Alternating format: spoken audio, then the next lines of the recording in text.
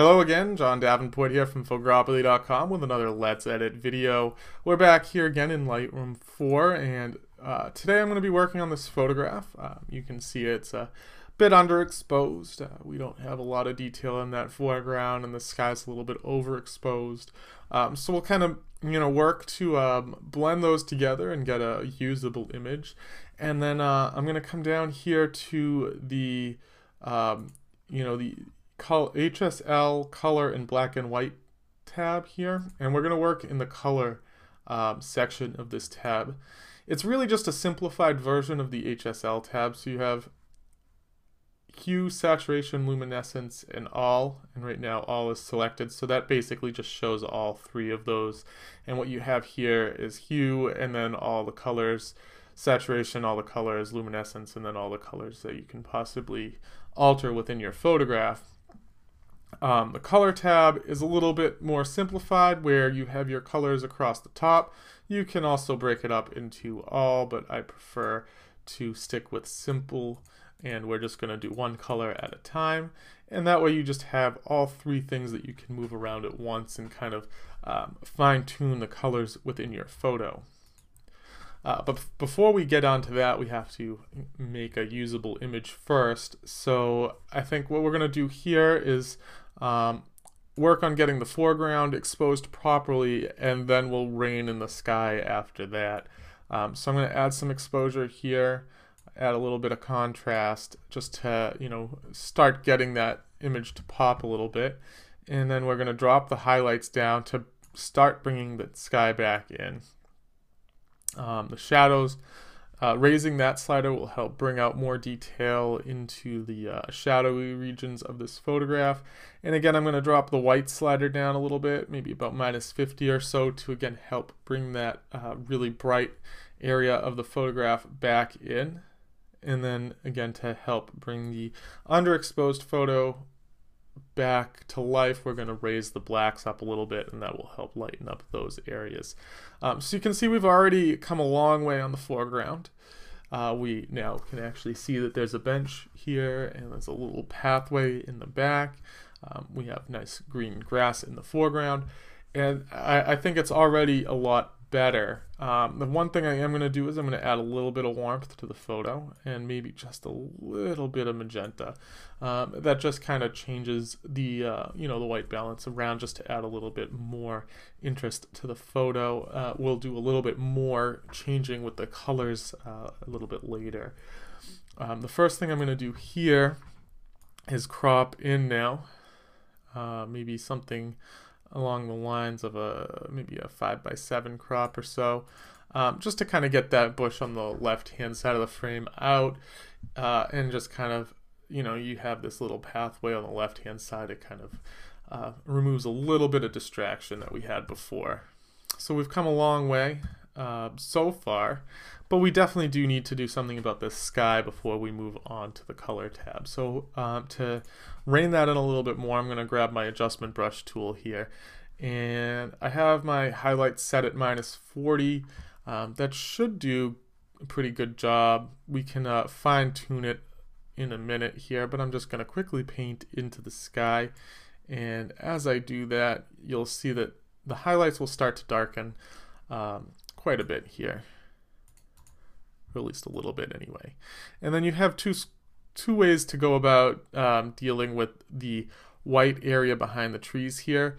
It's a little tougher if you have an entirely blue sky, but because we do have the clouds behind that tree, or at least we can say that there's clouds behind the tree, you can kind of leave it white, and it really won't look too bad. We're going to drop the exposure down and the highlights down just a little bit more here. And that should do it for this. Maybe add just a little bit more contrast to that sky. Something along those lines here. That does a pretty good job. That way we didn't make a huge adjustment to the sky, but it does have a little bit more substance to it. There's a little more definition in the clouds and a little bit more color in the blue areas of the sky, and we will add even more in a second. So now it is time that we jump into the color tab here. The first place I'm going to start is with the sky. I'm going to actually go to my blue color selector here, and that will bring up the blue color and the hue, saturation, and luminescence for all of those. Now, each of these do different things. The hue will change the hue of the blue range from more of a green color to more of a deeper blue. I want more blue, not purple, which is all the way to the right, but definitely more on the bluer side. I'm going to bring the saturation up just a little bit, and then the luminescence will darken things up. So you can see here we've gone a little bit too purple here. These purples are definitely not really, representative of a natural blue sky, so I'm going to tone that back down to more of a natural blue, and I'm actually going to go maybe even a little bit more towards the green side after all. And I'm going to continue to darken that luminescence up and then add even more saturation. And you can see that really does help bring the blues back into this photo. Now we're going to jump into the yellow slider, which you can tell it is fall. There's a lot of yellows here. We have a lot of yellows from the sunrise in the background, and then we have some yellows in the trees in the foreground here. So I'm going to change the hues just a little bit and darken those up, make those a little more orange. I'm going to raise the saturation again to get them to really punch. And then I'm going to actually raise the luminescence, which will brighten all those oranges and yellows up quite a bit there. Again, along with the yellows, we have the orange slider as well. And I'm going to do a very similar thing here. I'm going to go a little bit more to the orange side or the yellow side of the hue slider. I'm going to increase my saturation just slightly again. And here I'm going to increase my luminescence and see what that does. And then I'm going to decrease it and see what that does. If you go too far, obviously things will start to get really muddy, so I think I'm just going to leave this actually pretty much at 0 and leave the sliders pretty much untouched for the orange slider.